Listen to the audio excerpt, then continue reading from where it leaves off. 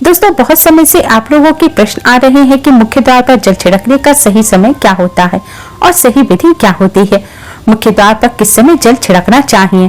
क्या मुख्य द्वार पर जल छिड़कने के लिए स्नान करना आवश्यक है या बिना स्नान किए हुए भी मुख्य द्वार पर जल का छिड़काव किया जा सकता है? झाड़ू लगाने से पहले या फिर झाड़ू लगाने के बाद जल छिड़कना चाहिए। और एक प्रश्न आया है कि क्या पीरियड के समय हम मुख्य द्वार पर जल का छिड़काव कर सकते हैं या मुख्य द्वार पर दीपदान कर सकते हैं। और जल से ही जुड़ा एक और प्रश्न आपका है कि मंदिर में जो प्रतिदिन जल का लोटा रखा जाता है, उस जल का हमें क्या करना चाहिए, किस प्रकार से प्रयोग करना चाहिए, क्या हम उसे खाने में प्रयोग कर सकते हैं या फिर हम उसे किसी पेड़ पौधे में डाल सकते हैं, उस जल का उपयोग किस प्रकार से होना चाहिए। और मुख्य द्वार पर जल छिड़कने से संबंधित आपका अगला प्रश्न यह है कि कई ऐसे लोग हैं जो कि फ्लैट में रहते हैं, कुछ ऐसे लोग हैं जो किराए के मकान में रहते हैं, एक कमरे में रहते हैं, तो उन्हें अपने घर के मुख्य द्वार पर दीपदान किस प्रकार से करना चाहिए, जल कहाँ छिड़कना चाहिए, मतलब वो किस जगह को मुख्य द्वार मानकर वहां पर मुख्य द्वार से जुड़े उपाय करें। तो आज की वीडियो पूरी तरह से आपके प्रश्नों पर आधारित है, इसलिए बहुत महत्वपूर्ण है, इसे पूरा जरूर देखें। अगर आपको आज की वीडियो पसंद आए तो इसे लाइक जरूर कीजिएगा, क्योंकि आपके लाइक और कमेंट से ही एकमात्र जरिया है जिससे मुझे पता चलता है कि आपको यह वीडियो अच्छी लगती है और आपके लिए यह वीडियो उपयोगी है। तो अगर वीडियो अच्छी लगे तो लाइक जरूर करिएगा और कमेंट बॉक्स में जय माता दी जरूर लिखें, इससे आपको सकारात्मक ऊर्जा की प्राप्ति होगी। और अगर आपका कोई भी सुझाव हो, कोई भी प्रश्न हो या फिर कोई विशेष वीडियो आप देखना चाहते हैं तो उसके लिए भी आप कमेंट बॉक्स में जरूर लिखिएगा। चैनल पर पहली बार आए हैं तो चैनल को सब्सक्राइब जरूर कीजिएगा। आइए दोस्तों, अब जानते हैं कि घर के मुख्य द्वार पर जल छिड़कने का सही समय क्या होता है और सही विधि क्या होती है। दोस्तों, अगर आप मुख्य द्वार पर जल छिड़कते हैं तो आपको ध्यान रखना है कि जल आपको एक दिन पहले ही, मतलब एक रात सोने से पहले ही आपको पात्र में जल भरकर रख देना है। इसके लिए आप तांबे का पात्र ले सकते हैं या फिर पीतल का, स्टील का या चांदी का पात्र भी ले सकते हैं, जो भी आपके पास उपलब्ध हो। अब इसमें आपको गंगा जल डालना है और फिर से शुद्ध जल से भर देना है। गंगा जल ना हो तो परेशान होने की आवश्यकता नहीं है, आप इसे शुद्ध जल से भी भर सकते हैं और जल भरे इस पात्र को आपको अपनी रसोई में रख देना है। दोस्तों, इसी जल का आपको अपने घर के मुख्य द्वार पर छिड़काव करना है। बहुत से लोगों के प्रश्न आए हैं कि क्या हम स्नान से पहले जल का छिड़काव कर सकते हैं या स्नान करना जरूरी है। तो दोस्तों, मुख्य द्वार पर जो सुबह सवेरे जल का छिड़काव किया जाता है, जैसे कि जो रसोई में रखा हुआ जल है, ये एक तरह से उपाय के तौर पर किया जाता है। घर में किसी भी प्रकार की परेशानी हो, किसी भी प्रकार के दुख दरिद्रता हो, गरीबी हो या फिर कलह कलेश हो, बहुत अधिक रहता है, मतलब किसी भी प्रकार की नकारात्मक ऊर्जा से आप परेशान हैं, बहुत समय से परेशानी में घिरे हुए हैं, तो ऐसे में घर में रसोई में रखा हुआ जल, इसका आपको अपने घर के मुख्य द्वार पर छिड़काव करना चाहिए। इस जल के छिड़काव से आपके घर की कोई भी परेशानी हो वह बहुत शीघ्र ही समाप्त हो जाती है। इस उपाय को करने से आपके घर में सुख समृद्धि भी आती है, कलेश से भी मुक्ति मिलती है, बीमारियों से भी मुक्ति मिलती है। मतलब देखिए, किसी भी प्रकार की मानसिक परेशानी हो, शारीरिक परेशानी हो, आर्थिक तंगी हो या आपके घर में कोई वास्तु दोष हो, किसी भी प्रकार का ग्रह दोष हो, जैसे कि कई बार ऐसा होता है कि कई लोगों के ऊपर कई प्रकार के बुरे ग्रह दोषों का प्रभाव होता है, जिसकी वजह से घर में परेशानियां हमेशा बनी रहती हैं। तो ग्रह दोषों के प्रभाव से भी आपको मुक्ति मिलती है, वास्तु दोष और पितृ दोष भी समाप्त हो जाता है। इसके साथ ही जैसे कि बहुत से लोगों के प्रश्न होते हैं कि उनके ऊपर किसी ने कुछ करा दिया है, उनके परिवार में किसी भी प्रकार की पहले कोई परेशानी नहीं थी, लेकिन अभी कुछ समय से परेशानियां लगातार आती ही जा रही हैं और कोई रास्ता नहीं मिल पा रहा है। तो किसी के भी तंत्र मंत्र का प्रभाव हो, बुरी नजर का प्रभाव हो, आपके इस उपाय से, मतलब एक लोटा जल से आपकी परेशानियां स्वतः ही कुछ दिनों में समाप्त हो जाती हैं। तो ये घर की सभी परेशानियों से मुक्ति पाने का रामबाण और सबसे सरल और सबसे आसान उपाय होता है, जो हमारे शास्त्रों में वर्णित है। तो आप अपने घर की रसोई में एक लोटा जल रात भर रखें और प्रातःकाल जल्दी उठकर उसे अपने घर के मुख्य द्वार पर उससे छिड़काव करें। अब जैसे कि बहुत से लोगों के प्रश्न आते हैं कि ये जल हमें किस समय अपने घर के मुख्य द्वार पर डालना चाहिए। तो दोस्तों, सुबह सूर्य उदय से पहले इस जल का छिड़काव मुख्य द्वार पर हो जाना चाहिए। आप चाहें इसके बाद शुद्ध जल से, मतलब किसी दूसरे जल से अपने घर के मुख्य द्वार को धो सकते हैं, तो कोई समस्या नहीं है, लेकिन इस जल का छिड़काव मुख्य द्वार पर सूर्योदय से पहले हो जाना चाहिए। दोस्तों अगला प्रश्न है कि क्या स्नान करके हमें इस जल का छिड़काव अपने घर के मुख्य द्वार पर करना चाहिए या बिना स्नान किए कर सकते हैं। तो दोस्तों इस जल का छिड़काव हमें सुबह उठते ही अपने घर के मुख्य द्वार पर करना है। आपको सुबह उठते ही अपने रसोई घर में जाना है, मुख्य द्वार को खोलना है और मुख्य द्वार यानी कि मेन गेट पर आपको इस जल का छिड़काव कर देना है। इससे पहले स्नान करने की आवश्यकता नहीं है। जल का छिड़काव करते समय आप पितरों का ध्यान कीजिए, माँ लक्ष्मी का ध्यान कीजिए, क्योंकि कहा जाता है कि सुबह सुबह माँ लक्ष्मी प्रत्येक द्वार पर आती हैं, सबके द्वार पर आती हैं। जिनके भी द्वार खुले होते हैं, जिस घर के मुख्य द्वार पर जल का छिड़काव हुआ रहता है, उसके घर में भी प्रवेश कर जाते हैं। तो माँ लक्ष्मी का अपने मन में ध्यान कीजिए और एक तरह से प्रार्थना कीजिए कि माँ लक्ष्मी आप मेरे घर में प्रवेश करें, मैं आपका स्वागत करने के लिए तैयार हूँ। और इसके बाद अपने पितरों का ध्यान कीजिए, क्योंकि हमारे घर की दहलीज जो होती है वहीं पर पितरों का वास माना जाता है। तो जब आप दहलीज पर जल के छींटे देते हैं तो आपके पितर तृप्त हो जाते हैं, प्रसन्न हो जाते हैं और उनका आशीर्वाद भी आपको प्राप्त होता है। तो सुबह जो आप जल का छिड़काव करें, इसके लिए स्नान करने की आवश्यकता नहीं है। अब आपका अगला प्रश्न है कि क्या झाड़ू लगाने के बाद जल का छिड़काव करना चाहिए या झाड़ू लगाने से पहले कर सकते हैं। तो दोस्तों जैसे कि मैंने आपको पहले बताया कि सुबह सोकर उठने के बाद सबसे पहला कार्य आपको करना है कि आपको अपने घर के मुख्य द्वार पर जल का छिड़काव करना है। इसके बाद आप झाड़ू लगा सकते हैं। लेकिन एक चीज का ध्यान रखें, जब हम सुबह सोकर उठते हैं तो सबसे पहले बिस्तर पर बैठे हुए अपने दोनों हाथों को जोड़कर दोनों हथेलियों को सामने रखकर हथेलियों के दर्शन करने चाहिए, क्योंकि हथेलियों में समस्त देवी देवताओं का वास होता है। हथेली का दर्शन करते समय इस मंत्र का हो सके तो जाप करें। मंत्र है कराग्र वसति लक्ष्मी, कर मध्य सरस्वती, कर मूले तो गोविंदम, प्रभाते कर दर्शनम। हथेली का दर्शन करने से भगवान विष्णु, माँ लक्ष्मी और माँ सरस्वती के दर्शन हो जाते हैं। हथेली का दर्शन करते समय हो सके तो इस मंत्र का उच्चारण करें, नहीं तो आप अपने इष्ट की मंत्र का उच्चारण भी कर सकते हैं या ओम नमो भगवते वासुदेवाय मंत्र का जाप कर सकते हैं। फिर हाथों को अपने चेहरे पर लगाकर समस्त देवी देवताओं को प्रणाम करें। फिर पृथ्वी पर पैर रखने से पहले आपको पृथ्वी माता को छूकर प्रणाम करना चाहिए। उसके बाद ही अपने चरण रखने चाहिए। सबसे पहले दाहिना यानी कि राइट पैर आपको पृथ्वी पर रखना चाहिए।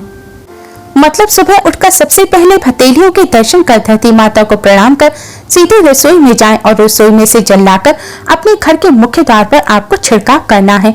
माँ लक्ष्मी का और अपने पितरों का ध्यान करना है। उसके बाद आप अपने घर के अंदर आ जाएं। उसके बाद जो भी आपका रूटीन है, मतलब आप झाड़ू लगाते हैं, स्नान करते हैं, जो आपका रूटीन है आप वह कर सकते हैं। दोस्तों कई लोगों के प्रश्न आते हैं कि जब हम मुख्य द्वार पर जल का छिड़काव करते हैं तो उसी समय हम मुख्य द्वार पर झाड़ू लगा सकते हैं या पानी डालकर सफाई कर सकते हैं। तो जी हाँ दोस्तों, आप बिल्कुल कर सकते हैं, पर सबसे पहले आपको रसोई में रखा हुआ जल का छिड़काव भी मुख्य द्वार पर करना है। इसके बाद आप अपने घर के मुख्य द्वार की अच्छी तरह से सफाई कर सकते हैं। दोस्तों कई लोगों के प्रश्न आते हैं कि हम फ्लैट में रह रहे हैं या एक कमरे के मकान में रह रहे हैं, किराए के कमरे में रह रहे हैं, तो ऐसे में हम मुख्य द्वार पर जल का छिड़काव कहाँ करें, दीपदान कहाँ करें, हम अपना मुख्य द्वार किसे माने।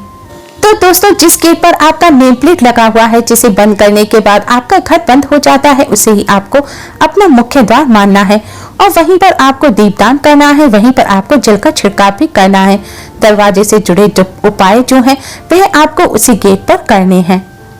दोस्तों अगला प्रश्न आता है कि हम पीरियड में मुख्य द्वार पर जल का छिड़काव कर सकते हैं या फिर दीपदान कर सकते हैं। तो देखिए, जल का छिड़काव करने के लिए पीरियड हो या नहीं हो, इससे कोई फर्क नहीं पड़ता, लेकिन ध्यान रखें पीरियड अगर है तो आपको जल में गंगा जल नहीं डालना, आपको शुद्ध जल भरकर रखना है।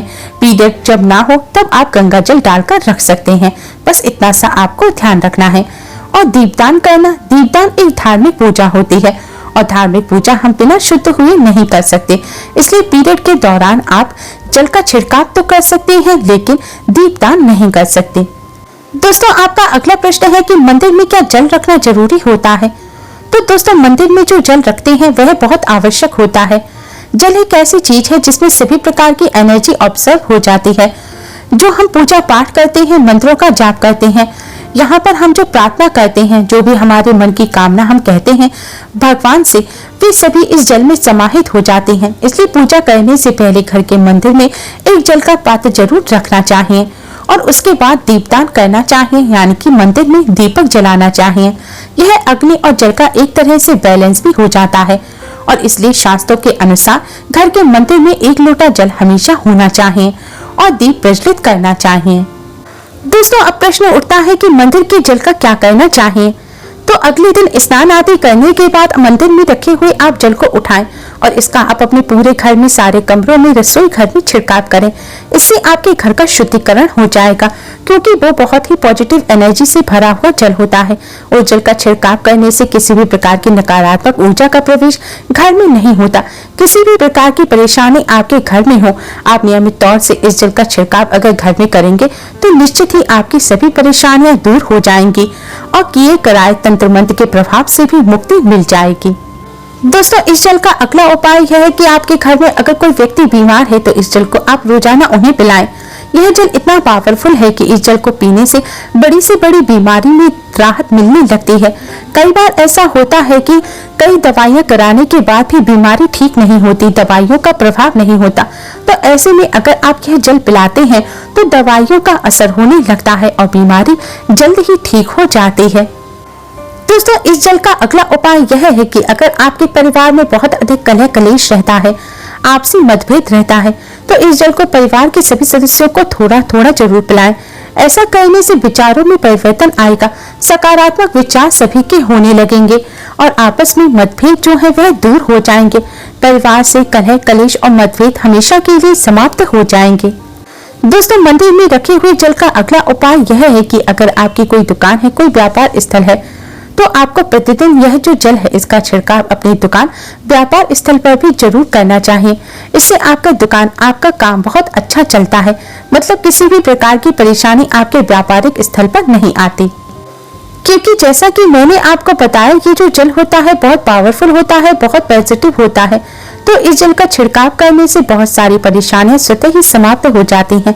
जैसे अगर आपकी दुकान पर किसी की बुरी नजर लगी हुई है, बहुत से लोगों के प्रश्न आते हैं कि हमारे काम को किसी ने बांध दिया है, मतलब किसी की बुरी नजर लग गई है। पहली दुकान बहुत अच्छी चलती थी लेकिन अब नहीं चल पा रही है, तो आप इस उपाय को कर सकते हैं। निश्चित ही बहुत जल्दी आपकी परेशानियां दूर हो जाएंगी और दिन दूनी रात चौगुनी व्यापार में तरक्की होने लगेगी। दोस्तों, मंदिर में रखे हुए इस जल का आप अपने रसोई घर में खाना बनाने में भी प्रयोग कर सकते हैं, लेकिन खाना बनाने में तभी प्रयोग कीजिएगा जब घर में बिल्कुल सात्विक भोजन बनता हो, यानी कि भोजन में प्याज लहसुन ना डलता हो। इस जल को रोजाना प्रसाद के रूप में ग्रहण करना चाहिए और घर में छिड़काव भी करना चाहिए। बचे हुए जल को आप किसी पेड़ पौधे में डाल सकते हैं। दोस्तों, मंदिर में जो रखा हुआ जल है वह बेकार नहीं होता, यह बहुत ही उपयोगी होता है। इसका सही तरह से उपयोग कर आप अपने जीवन की बहुत सी परेशानियों का समाधान कर सकते हैं।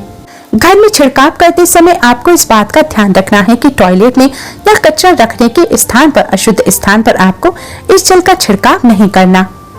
दोस्तों, मंदिर में रखा जल मंत्रों से अभिमंत्रित होता है, बहुत शक्तिशाली और महत्वपूर्ण होता है। हमारे घर के मंदिर में रखा हुआ जल देवी देवताओं का आशीर्वाद होता है, क्योंकि यह पूरे समय देवी देवताओं के पास होता है।